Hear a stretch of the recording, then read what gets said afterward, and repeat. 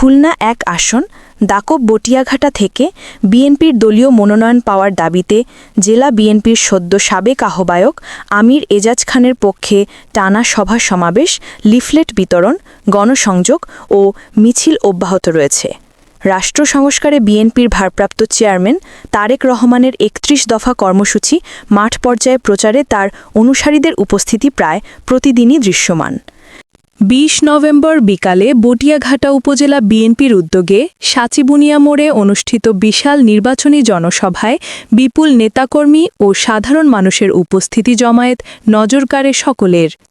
নেতাকর্মীদের দাবি ২০০১, ২০০৮ এবং ২০১৮ সালে ধানের শীষ প্রতীকে নির্বাচন করা আমির এজাজ খান এই আসনে সবচেয়ে জনপ্রিয় নেতা।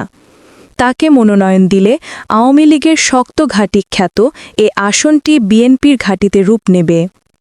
সভায় আমির এজাজ খানের বক্তৃতায় আবেগঘন পরিবেশ সৃষ্টি হয়।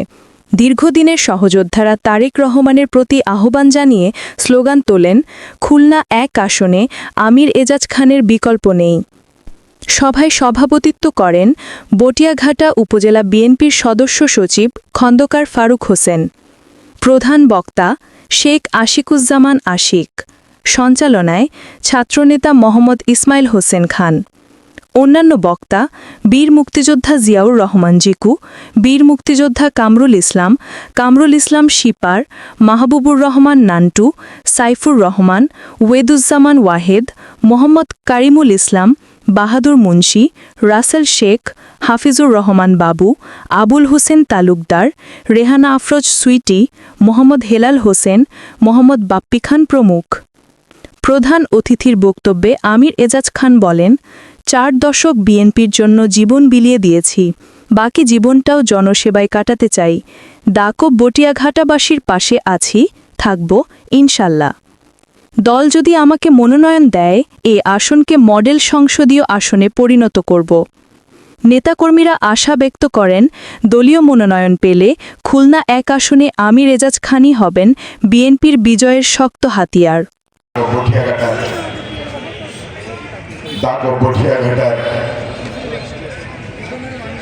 মানুষের সাথে থেকে কাজ করেছে। উনি ৩০টি বছর ধরে এই দাকব বটিয়াঘাটা উনি এখানে রাজনীতি করছেন। ওনার রাজনৈতিক বয়স ৪১ বছর। উনি এখানে ৩ বার ধানের শীষ প্রতীক নিয়ে নির্বাচন করেছেন। আপনারা জানেন, দলের দুঃসময় দুর্দিনে উনি খুলনা জেলা বিএনপি সেক্রেটারি এবং খুলনা জেলা বিএনপি আহ্বায়কের দায়িত্ব পালন করেছেন। আমরা খুলনা ১ আসনে আমির এজাজ খানকে চাই।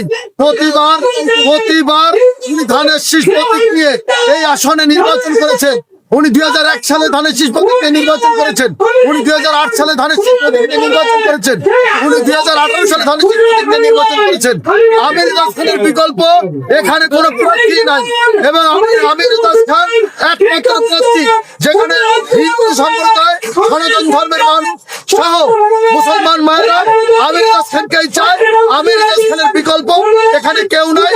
আমির এজাজ খানকে নমিনেশন দেওয়া হোক, খুলনা ১ আসন ভোট করে রাখা হয়েছে।